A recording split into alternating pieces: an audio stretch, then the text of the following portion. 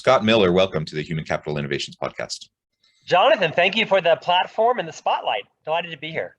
Yeah, I'm excited to have a nice conversation with you today. We're going to be exploring this idea of transformational insights, ultimately trying to better understand how we can become a master mentor, impacting ourselves, of course, and the lives of those around us and within our workplace.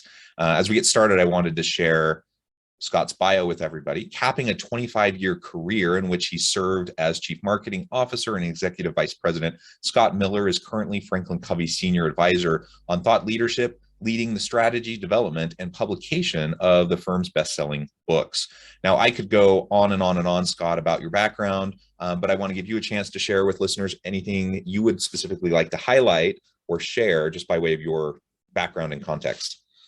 That's gracious. So as you mentioned, 25 years at the Franklin Covey Company, lived around the world with the firm, was an executive officer for about a decade.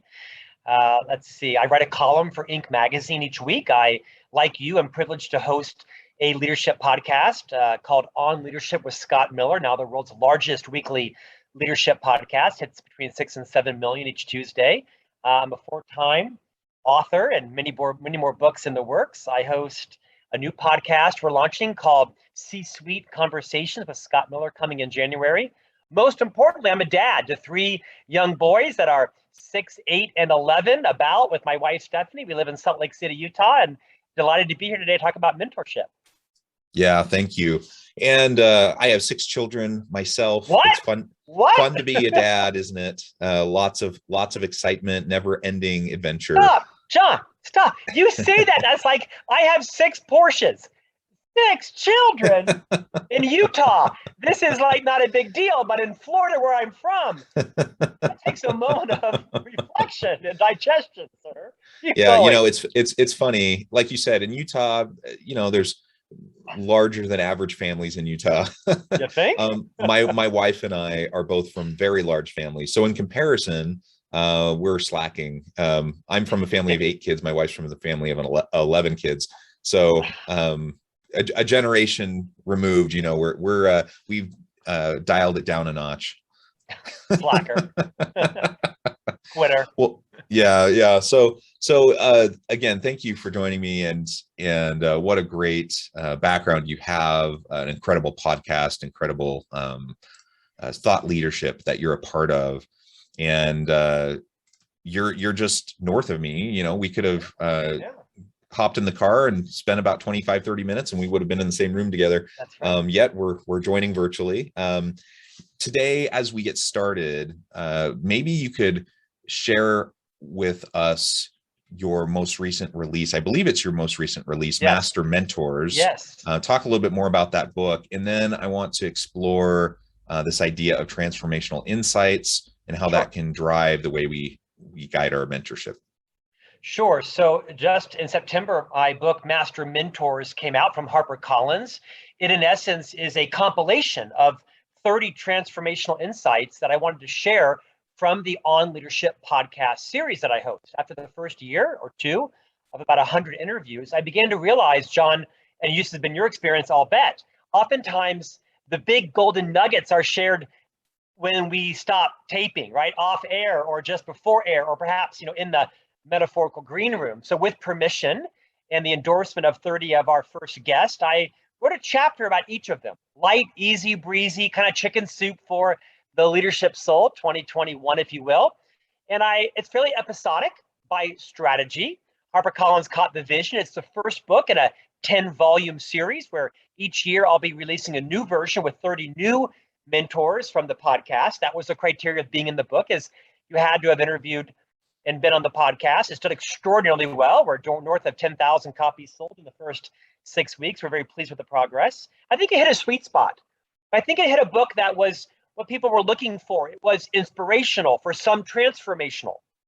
Not every one of the 30 insights will be transformative for you. Some of you are in different roles and have survived, hopefully, this storm known as the pandemic and the great resignation differently. But with the endorsement of a lot of these people, Seth Godin, Dan Pink, Liz Wiseman, Susan Cain, General McChrystal, and others from all walks of life, these stories, I think, will hit different people differently where they are. And I'm well now into finishing the manuscript for the second book, Master Mentors Volume 2, and starting the third as well.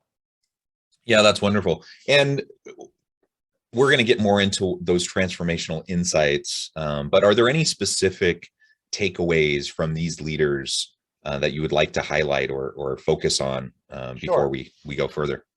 You know, John, when I first pitched this book to a publisher, by the way, a publisher that is a big Scott Miller fan, and they've published 2 of my books that were bestsellers, they declined. They thought it was too episodic. They thought they needed a red thread, like everything has to, come back to baseball or leadership. I didn't like that idea.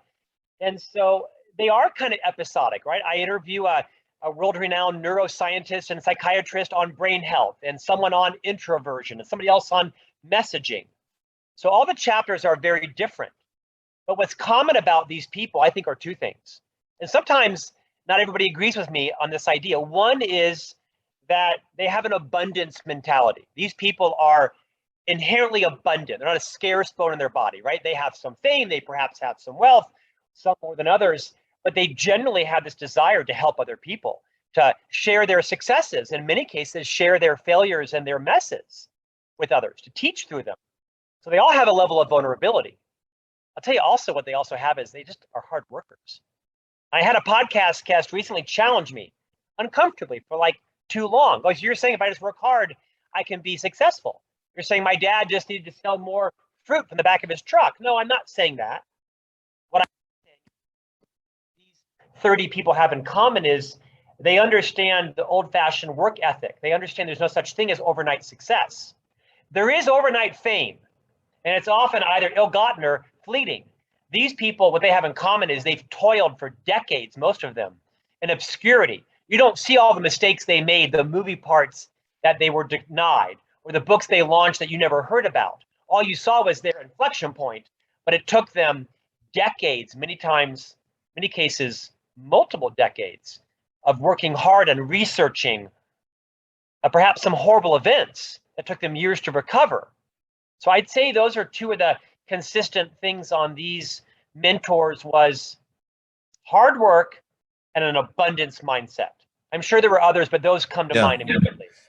Yeah, those are both really important elements. And I appreciate you acknowledging that hard work is super important. It can't undo everything. It can't overcome every situation we might find ourselves in.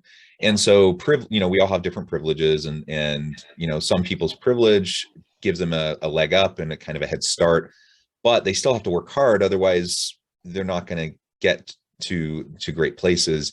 And you can overcome a lot with tenacity, grit, resilience, and hard work over time. You can't erase, though, all of the disadvantaged past that you might have for whatever reason. And so it's just good to remember that, so that within the context we are in, we try to make the most of it, recognizing that our situation, our context is different than the next person standing next to us. And so we don't need to judge ourselves according to them. We just, we think in terms of our own resilience and our own moving forward within the context we're given. It's so valuable because you're right. A lot of us, including me, have privileges that we don't always, have kind of like in our frontal lobe, right? We're not thinking about them. And what I like about this group of people is that they really personify this adage that someone once said, not me. That is, what often separates those who are successful from those who are unsuccessful is they're just willing to do what other people aren't. A great example is there's a woman who works for me very much part-time right now. And I just hired her for a new role. I don't know if she's college educated. We have different backgrounds, different levels of sophistication, interests. But this woman always shows up. And she shows up looking like $1,000,000. She is early. She is energy effuser. She is dressed for success. She is complimentary. She is positive. And she has put herself in front of me on numerous occasions. And I've just hired her for 3 roles in this company, every one of which she will crush.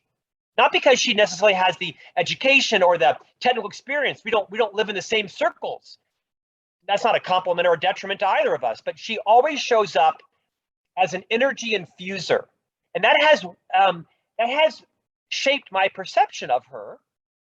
And I think she's on track for an amazing career because of her hard work, of her discipline. She gets up early, and I'm telling you, whenever she shows up, she looks like $1,000,000. She's just presents herself well, and she's complimentary. And these are skills that everybody can implement, right? These are just common social skills. It's called good manners. It's called putting yourself in a position to be noticed and to be thought about. And so I do think hard work and preparation leads to luck and opportunity.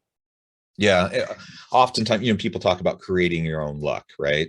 And I think about some of the opportunities I have today, that I laid the groundwork for a decade or more ago, right?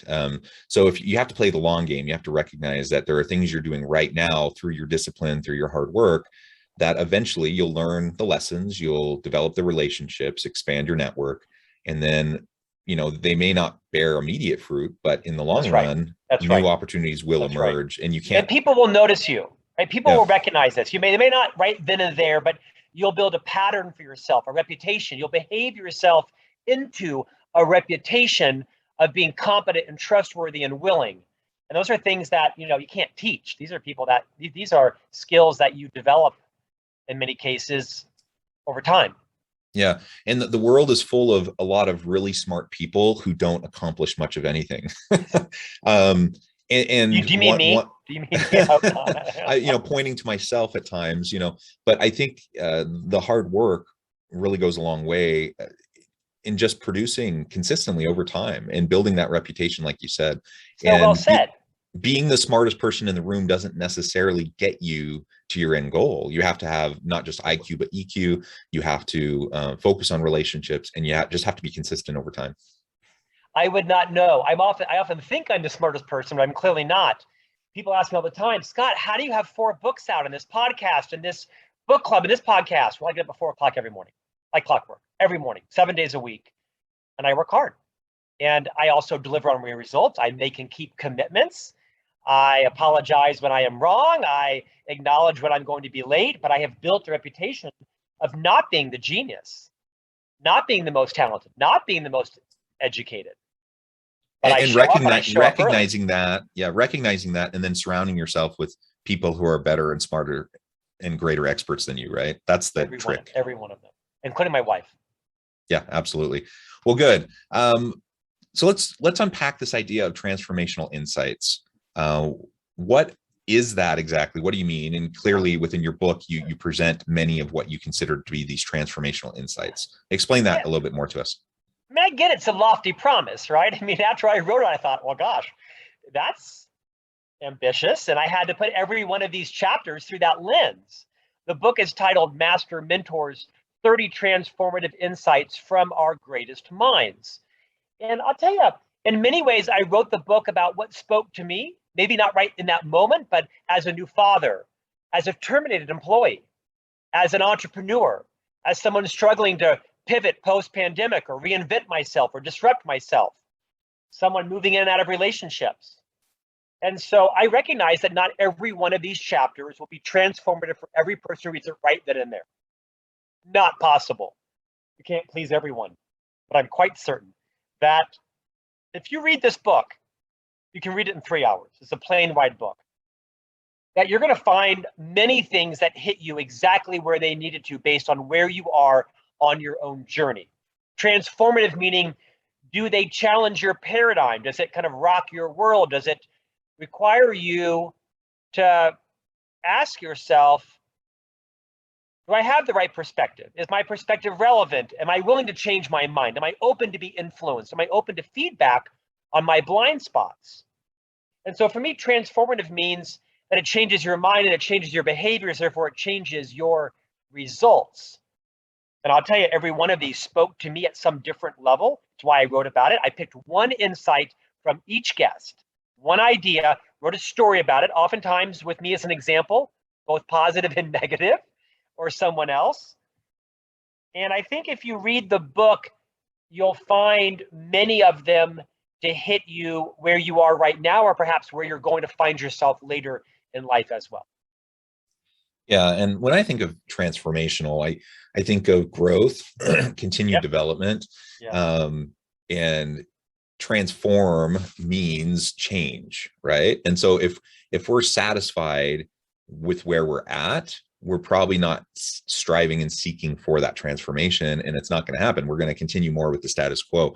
But if we're constantly looking for new ways of understanding the world and thinking and growing and stretching ourselves, and exercising that intellectual muscle around change, then transformation is possible. The book delivers on exactly that premise. I could right now reference 5 or 6 chapters that talk about, act or be acted upon, disrupt yourself or be disrupted, quite assuredly. I could talk about a lot of the mentors that I feature in the book, because I don't think you have to know your mentor. I named it Master Mentors because I wanted to help redefine the definition of what it means to have a mentor, to be a mentor. Most of my mentors don't even know I'm alive. I've never met them. They've never met me. People that I've read their books or watched their keynote speeches from afar. People I've never met in person. You don't have to be down the hall or up on the 8th floor or on a Zoom call to be mentored or to be a mentor. In fact, I think mentors should also be mentees simultaneously, so they're always growing themselves. These people are my mentors, whether they acknowledge it or not, formally or informally. I get to decide if you are my mentor. You get to decide if you choose to formalize the relationship.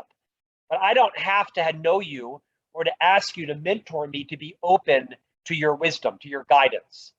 Your journey can be different than mine, but I can still take your wisdom, your successes and your failures, and learn from them. In fact, in most cases, John, I go to people that have been divorced 3 times to learn how to have a great marriage. I go to people that have had multiple bankruptcies to learn how to become a millionaire. Because I can't replicate your successes in most cases. I don't have your personality. I don't have your charisma. I don't have your hair. I don't have your education. But I can't avoid your mistakes. And so contrary to a lot of people's thoughts, your mentors should be your heroes and they should be perfect. I don't agree at all. I think lots of times I'll go to people that have had massive failures to say, tell me what you did. Tell me what you said. Tell me what you were thinking. Because I can avoid your mistakes probably more likely than I can replicate your successes. Yeah, that holds true to my experience. There are so many people that I've looked to as models over the years in my career at different stages, and like you said, most of them don't know who I am, or if they know who I am, they don't know that I've been watching them intently for years or decades.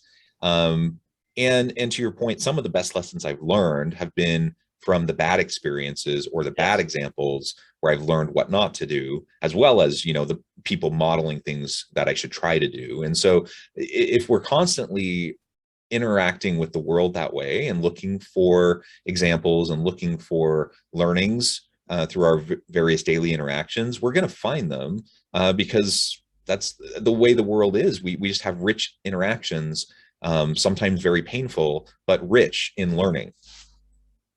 Some of my greatest insights have come from people that have made colossal public failures, whether it be,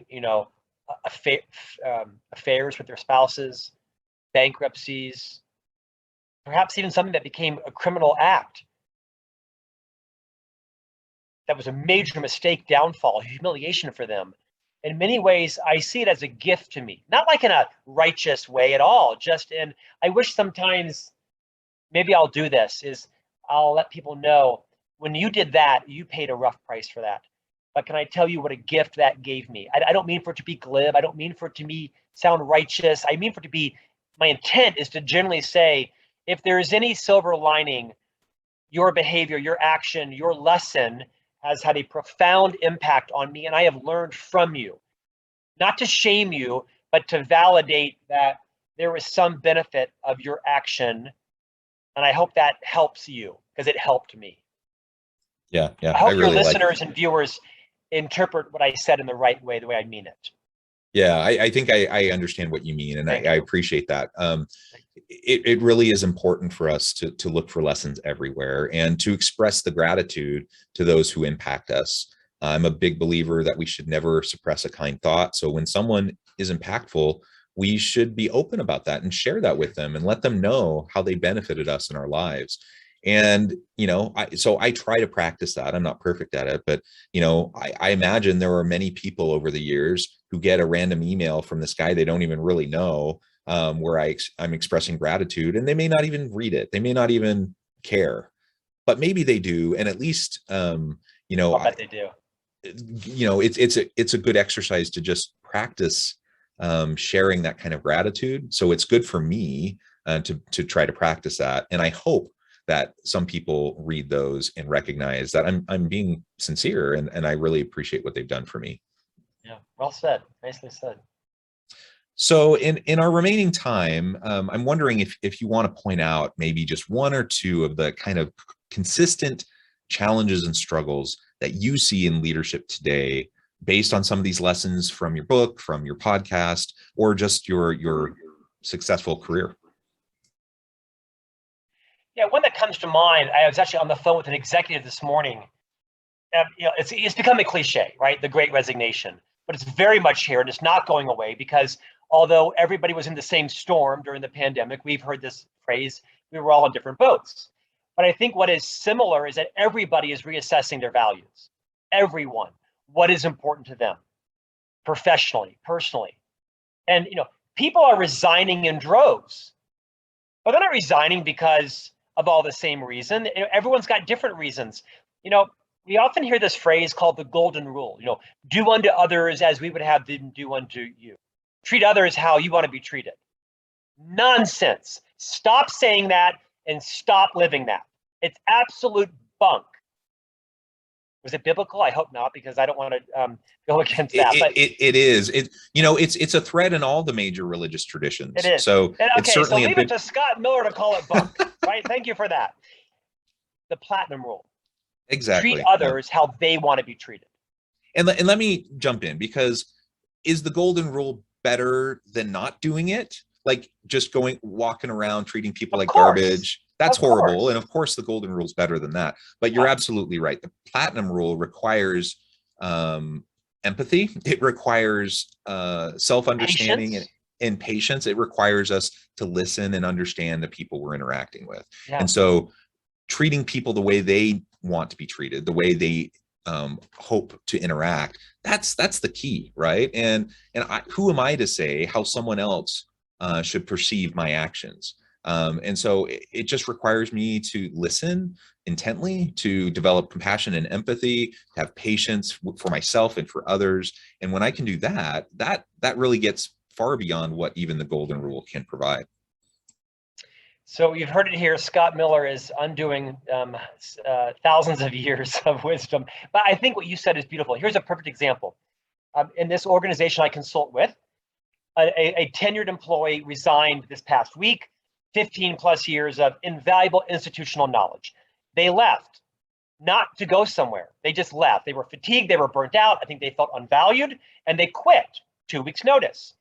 And they actually worked on a project that I lead also as a consultant, not full-time, but invaluably.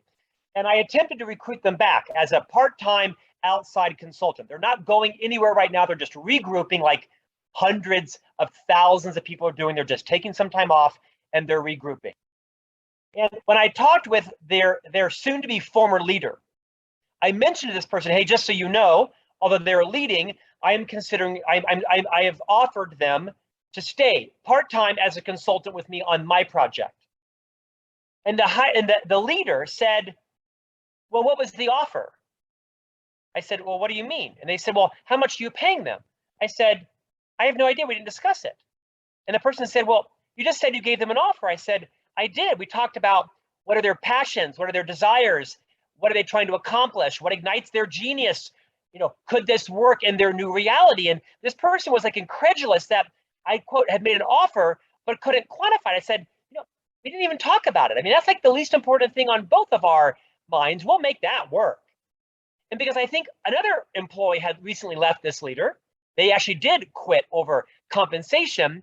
This leader had this lens that, he who has a hammer thinks everything is a nail. And it's a perfect example of, the modern leader needs to be treating people how they want to be treated. Some want compensation, some want flexibility, some want a voice at the table, some want a different level of respect, some want flexibility, some need, you name it. And it's a high standard. It's why not everyone should, in fact, be a leader of people, contrary to the leadership industry.